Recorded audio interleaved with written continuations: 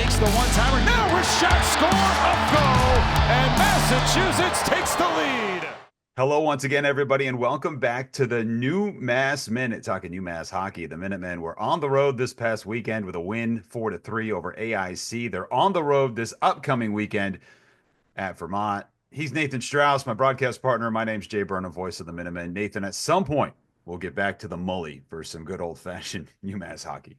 Yeah, the good news is that long stretch is almost over. Two more games on the road, and then starting on the 14th next Thursday against Providence, which is Military Appreciation Night. It's going to be a great game. UMass is at home for almost the entire month. Just one road game left in November after this weekend. So just got to power through, and all of a sudden you get to see a lot of that home ice advantage coming up. And we get you on the TV broadcast on the next home game, right? And some guy named Pierre Maguire. What a pull. That's awesome. So should be a lot of fun, and it should be a great game, especially if UMass can keep the momentum going this weekend. I know you had asked Coach Carve about his relationship with Pierre Maguire. You guys have been in touch trying to bring him into our broadcast world. He's also got a game on Nesson as well. So happy to have him at the Mullins Center. What did Coach Carve say about his relationship with Pierre and where that begins? Well, in sort of typical Greg Carvel fashion, he started it off with kind of a deadpan statement. He's like, I don't have many friends. But what he means by that is that, there are a lot of people who look up to him. He's coached so many guys who have gone on and become coaches. And there are some on this staff, but then there are a lot that are in the NHL now. And of course, guys across college hockey who have been under him in staffs before, like Ben Barr, Jared DeMichael. But Pierre Maguire, who recruited him to St. Lawrence, coached him for a year, drafted him to Pittsburgh, has sort of been his consigliere, for the better part of now 3 decades. And they've known each other for a really long time throughout his entire professional career, his coaching career, and is someone who I think Greg Carvel really leans on for advice. And Pierre knows everyone. And I think that's the hallmark of him, is that he is like a human Rolodex. Like, he'll know who played junior hockey in Saskatoon and, whose dad coached with whom. But I think, Carve is someone who Greg Carvel has had a relationship with for a long time. And I think it's going to be pretty cool to have his perspective. He's just so knowledgeable on the hockey world, and having that personal tie into Greg Carvel and the UMass staff. And of course, his son, Ryan, is playing at Northeastern this year as well. So, there are ties everywhere in the hockey world. One of my favorite parts of it. Yeah, good job. And you had a hand in kind of helping bridge that relationship to get him to do some games for us this year, which is awesome. UMass, let's talk about the AIC game first. Last Saturday afternoon in Springfield, the Minutemen go up 3-0. It ends up being a 4-3 game, maybe a little bit closer than UMass would have liked. Yeah, I think there were some key defensive errors in that game that the coaching staff and players talked about afterwards. Got off to a great start, though. This was an AIC team that came in really struggling. And I think the expectation was, after that strong first period, that it was going to be smooth sailing. But AIC played a gritty, physical game. They picked up a major penalty. Michael Cameron got hurt, leading to it. So UMass had to go down to basically 3 lines. And AIC got a good number of shots off. Michael Rabel had to make over 40 saves, but a closer margin of victory than I think UMass would have liked. But, at the end of the day, you do get the win. I think maybe exercising a little bit of the demons of the Mass Mutual Center from the NCAA tournament last year. And AIC is a really well-coached team. And even if their record isn't there yet, they are talented. And, getting that win is important. And there's still, I think, lots of growth for some of the young blue liners. And UMass still in the top 20 nationally. They end up winning. Any win's a good win. A couple of thoughts that I just had as you were running through that. One, I was thinking about broadcasts and how it's probably been a little bit frustrating for UMass fans to start the season. I think there was a couple of games on Flow Hockey. There was one on the Watch Together Big Ten Network. Obviously, we had our games at home, which were on ESPN Plus. So I think going forward, we're in good shape, and we'll be able to kind of go back and watch most of the archives of those games online. No, am I? There's only one more, and I believe when UMass is out at Arizona State for that tournament, those 2 games, I'm pretty sure they are going to be on NCHC TV, which is another one of those monthly subscription things, Jay. But that's a 2025 problem. We've got about, I want to say, like 9 games until then. So we got enough 2025 really good run of games before that. Don't worry. So Michael Rabel, 44 saves, a career high. And what you just alluded to, with Coach Carvel talking to the media this week saying, look, defensively, we have some of those mishaps which have led to opportunities for the opposition. And that's where a guy like Robble in a game as this is able to step up and help his team out. And he gets a career high 44 saves. So I think that's certainly something you really like to see from him. Yeah, and I think, first of all, I think his previous career high came against Denver in the NCAA game at the Mass Mutual Center last year He as well. likes So playing he there. was he loves playing there. You know how basketball players, they'll say like a certain arena has like a shooter friendly rim or something, or like a backdrop. Maybe that's the case down there at in Springfield. But yeah, I think it's great for him. I think there have been a couple games this year where there have been some moments that he would want back. And I think that's also natural with any goalie, especially a younger one. Remember, he was amongst the youngest active players in the NCAA last year as a true number one goalie as a freshman. Yeah. So now, yes, he's a sophomore, but he's still not yet 20 years old, I believe. He's still, on extremely on the younger side. And so there is still those avenues for growth for him. But getting a game like this shows what he's capable of. And, I think he's maybe had to make some more difficult saves this year than he has in years past. I would love to get a look at the advanced data at some point to see, the expected goals number and all that. But on a human level, it's good to see him get a career high. And this UVM team that we'll talk about in a minute, they do a really good job of getting pucks and bodies to the net. They do those little things well. And he'll have to, come up big, I'm sure, countless times this season.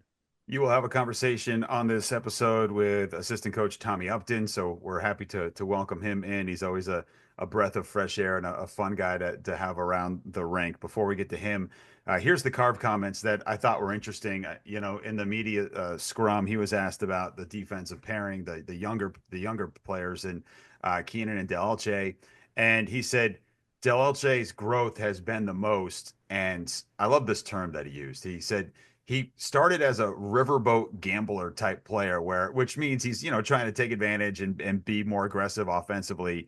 And he said they asked him to rein that in. And the good news is he was able to do that, but it's also good to know that he has that little gambler streak if he needs it. Yeah, I mean, Jay, I think it's a lot harder to teach that aggressive, creative style than it is to teach someone to rein it in. The same way you can't teach height, you can't teach what Scott Morrow did, for example, and those kind of the vision, the IQ. At the NHL level, Lane Hudson, who was terrific for BU for 2 years, fans there have grown accustomed to his style of play where he creates more than any defenseman in the national right now, aside from Cale Makar. But he'll make some mistakes too.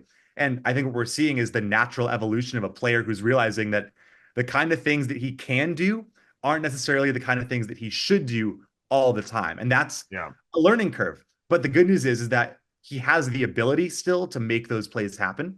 And that's the most important part.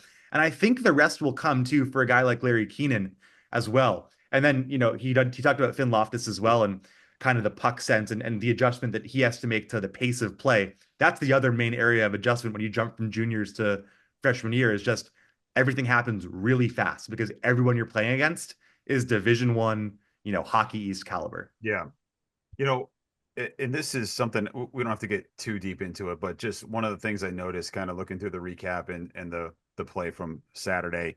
The first goal is scored by Musa, and it comes off an O-zone draw that's won by Don Zlush-Millis. And he's had a 581 clip in terms of winning faceoffs. And, that's going to start adding up. And when you can really start to count on him winning those draws, you can script your plays, get good shots off. And that's how they got the first goal of the day. So I think maybe that's something that we haven't talked a lot about is his ability to really dominate at the dot. Yeah, and I think UMass, last year faceoffs were a real strong point. Lucas Vanderboys, Lucas Mercury were both amongst the conference leaders. Was it Vanderboys that video that went viral that he was working on the faceoffs with just the nub of the stick? Was that it? Yeah. Yeah. So it's I think so. I think it's pretty cool. I talked to Lucas Mercury earlier today. I ran into him leaving class, and one thing he told me last year was he has 7 different ways that he'll try to win a faceoff, and he will memorize every single tactic or technique of every possible center that he could face over the course of a weekend because they've got the video now in the pre-scouts. But when we got to get him back on and talk about that. Yeah, but it's pretty cool. Like, and obviously it is super important. You win the face-off, you get possession. That also makes icings and offsides, everything like that more frustrating, more of a penalty for the other team. So I think it's huge. And Don's has been a real standout player this year, I think. He's not always the flashiest, but he just does so many things well, including face-offs. Yeah. And that'll be huge this weekend where UMass will, they won't have last change and they'll be obviously on the road for two straight games. Going to Burlington this weekend, Vermont, back-to-back games, and just kind of pulling from the comments that Coach Carville talked about this week. He said it's one of his favorite, although he doesn't have any real joy playing in any visiting rink whatsoever. But it's a 2-day stay. It sounded like you get a chance to maybe cement yourself a little bit in your downtown, and the travel's easier. So as far as road trips go, not a bad one. Yeah, they actually head up Thursday for the Friday, Saturday game. So they get a full, 48 hours in beautiful Burlington. It's the last Hockey East arena for me. I will have, completed the cycle after that. Somehow I've missed it. So I'm super excited. And Colin Casey and I will be up there Friday, Saturday. I'll be coming back down to UMass to do soccer Sunday morning and then going back up Saturday night. Or Saturday night. So should be a lot of fun. What's the prognosis for Vermont? I know there's been some leaner years for them, but it feels like things are starting to come together. Hard to scout here early on in the season, but what's the initial group think on that? Yeah, so Steve Weidler, their head coach, he coached under Eric Lang at AIC and then was the interim head coach last year. And they took away that interim title most of the way through the year. And he's a guy who is really well liked by his players. He's on the younger side too. Like I think he's still maybe in his late 30s. And they play a hard, heavy game. And Tommy Upton, I talked to him earlier today. They do a good job of getting pucks to the net. And that's important. They've also got a fairly decently sized team. They've got a physical team. And last year, they kind of shocked UMass at home on that second game. UMass actually lost to Vermont twice last year. They gave up a hat trick to I want to say Simon Yelush maybe or maybe Yoel Mata on the Friday game and then or on the Saturday game rather, and then they lost up at Burlington later on. So this is a team that last year that was sort of struggling a little bit that caught UMass out, and they're a good team. They lost. They didn't lose a ton of talent. Goaltending, I think, is still a bit of a question for them. Axel Mangbo, who didn't get much playing time last year, started their last game after the goalie who they got, Keenan Rancier, who UMass beat twice at Minnesota State last year, got pulled against UConn. So goaltending is a question mark, but they've got plenty of talent. They've got a lot of experience, a couple players who are over 120 career games played. And anytime you go on the road for two, you're looking at, an uphill battle for sure. But, UMass having played just one game in the last now 11 days before puck drop, maybe they can get a little bit fresher and see how they look. Yeah, healthier. Yeah.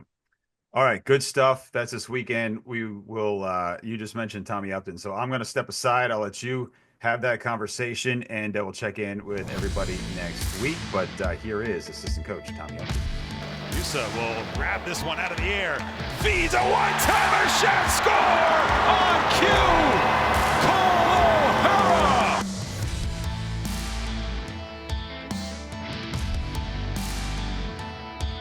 All right, we are on to our second part here where we talk with a guest every week. And today, our guest is none other than assistant coach Tommy Upton. Tommy, you're in the beautiful video room right now, right downstairs across from the locker room. How's it going? It's going great, Strasser. Thanks for having me on today. I always enjoy our talks, so this is no different. Yeah, I mean, normally you catch us, outside of a rink somewhere or before pregame watching something or other. But for people who don't know you or know your path, let's introduce you, right? You play at Wisconsin Stevens Point back in the day. What was the hockey scene like at Wisconsin Stevens Point? It was great. It was great. Great experience. Obviously it's a D3 school. I didn't have the opportunity to play Division One. But I think at that time, at least, and I think it's still this way now, if you're not playing Division One hockey, Stevens Point is one of the top schools in Division Three as far as having a chance to win every year that you're there. But also the experience that you have. Stevens Point's definitely a hockey town. The amount of fans that you get to the games there is comparable, if not better than some Division One schools. The support from the student body, the support from the town, It's a great hockey community, and I absolutely love my time there. The 4 years that I played there, I was fortunate to be on the team and be captain my senior year, and met a lot of great people. We had an absolute blast playing there, living there, and then I started my coaching career there as well. So Stevens Point always holds a really dear place in my heart. The people and the place. You know, typically after our game ends during the season, I usually check the Stevens Point score, see how they're doing. Now, what brought you to coaching? Because you did go right into coaching. Basically, as soon as your playing career ended, you go right back to Stevens Point. Why? You know what? I knew I wasn't going to play in the NHL, even though that was the dream. But I was lucky to play a couple weeks of pro hockey right after my senior season got done, just in one of the lower pro leagues. But still, it was a goal of mine to get a paycheck, even though it wasn't for very much, to play hockey. So that was great to check off my list. And then I didn't really have a plan. I had some school I had to finish still. And I was just planning on going back to playing one of the pro leagues for, maybe a couple of years and see what happens. And the opportunity came from my current head coach that I was playing for. Will Nickel is his name. Will actually does the player development for the Golden Knights now in the NHL. Will was our head coach that I was a captain for. And Anthony Noreen, who's the head coach of Miami now, Anthony was our assistant coach at the time. Well, Anthony left to take the assistant job with the Youngstown Phantoms in the USHL. And I had a good relationship with Will, our head coach, and he offered me Anthony's job. And, I thought that it was the appropriate time to obviously get out of playing and start a coaching career at a pretty good level. And the most important thing was to be able to stay there and finish my education. I was able to get my master's degree, and it kind of launched me onto my coaching career. And here we are today. This is the 15th season later. So.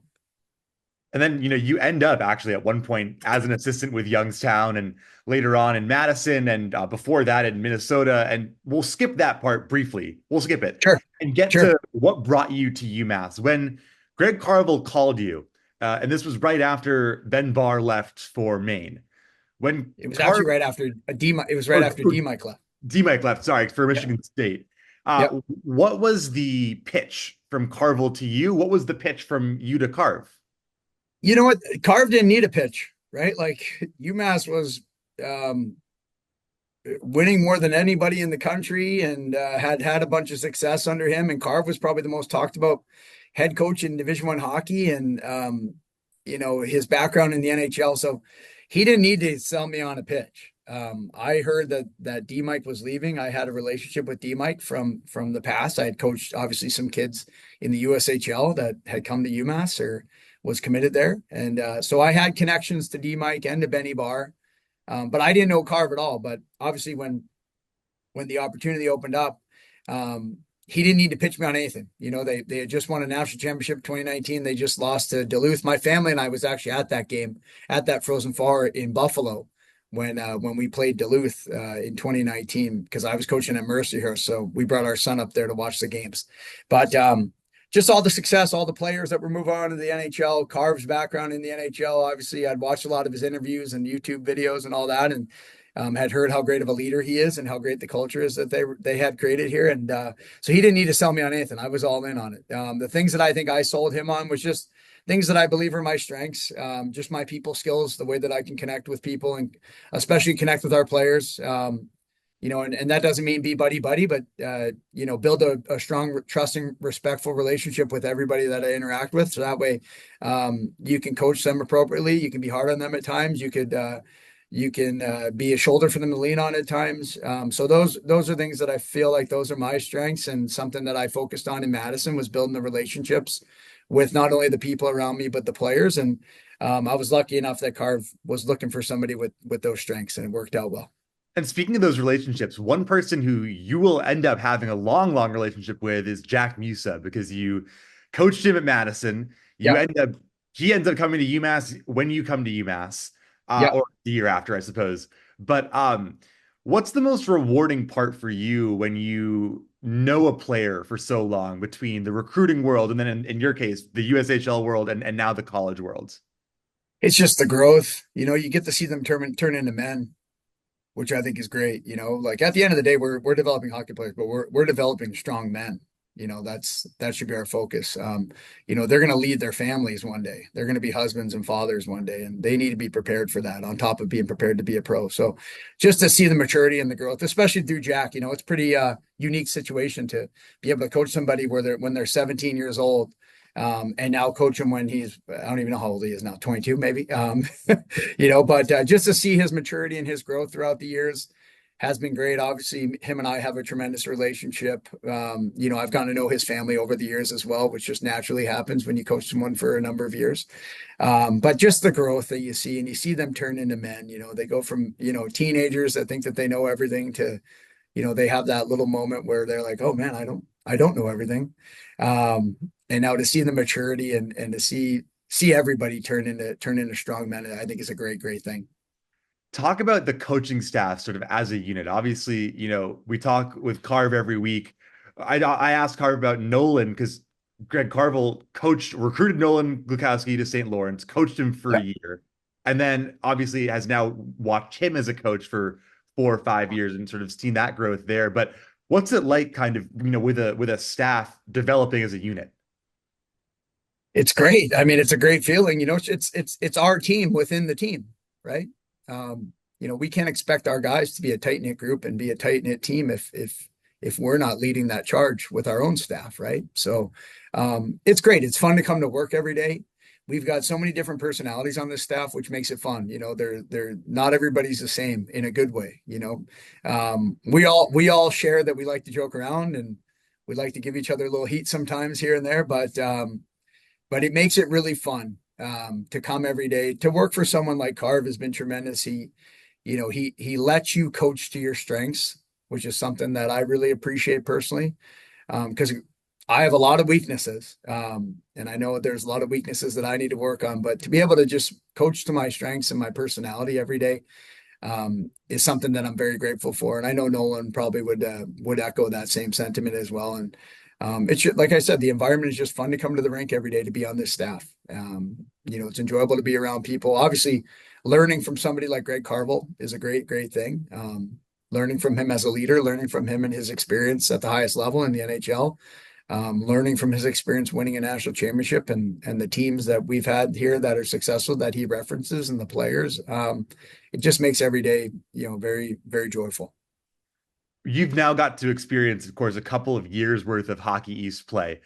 And this team has also gone to some pretty fun places. They've gone to Ireland or Northern Ireland. They've gone to, Vegas. There's Arizona coming up, Milwaukee, Lake Placid. What is the favorite place for you that hockey has taken you so far? Oh man. I thought the Ireland trip was great. I got to go to Finland when I was 18 years old for hockey. That was a great experience. Just at that time in my life, being 18 years old, I just graduated high school. Like I felt like I grew up a little bit during that trip. I've been fortunate. Hockey's taken me a lot of different places. I met my wife because of hockey. So I can't really pinpoint a specific spot. I've been to Alaska, 6 or 7 times because of hockey. So I've been very lucky to do some really cool things. But that I will say as a coach, that Ireland trip was awesome. I thought that was kind of a once in a lifetime thing. And then I hate to say this because I'm a Yankees fan, but the game at Fenway was really cool. That was a once in a lifetime opportunity as well. I'm a big baseball fan. I love baseball. I love the history of baseball. Going to a place like Fenway Park is tremendous. And being able to be in there in the Red Sox clubhouse. And I was actually able to sneak my son in there too that night after the game, get him on the field. That was a great experience as well. As you raise your son, and do you have to hold yourself back from coaching him the way you would coach a player on UMass? You know what? At times, if he asked for it, I'll coach him. If he doesn't, I really enjoy being a dad. In that sense, like I like just going to his games and watching. But he's grown up around it, right? He's grown up since he was born. I've been a coach, so. He asked a lot of questions. He asked to talk about his games after. He asked to watch his shifts sometimes and all that. So in those opportunities, I coach him. I figured, why not take advantage of it, right?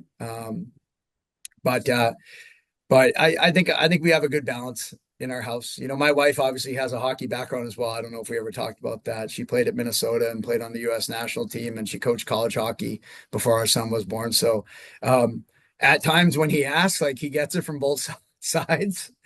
Um, but but no, I don't need to hold myself back very much. You know, my mentality, our mentality with our kids, and I think it should be the same with anybody, is if you're going to do something, be the best at it. If you don't want to be the best at it, don't do it. I don't care if it's math, dance, hockey, baseball. Um, be the best. Win at what you're doing. If you want to be a stand-up comedian, be the best stand-up comedian. Like, so that's how we are. So I don't need to hold myself back from coaching him, but our mentality in our family is if you're doing anything, you're going to try to be the best at it, and I'll be here to help you along the way.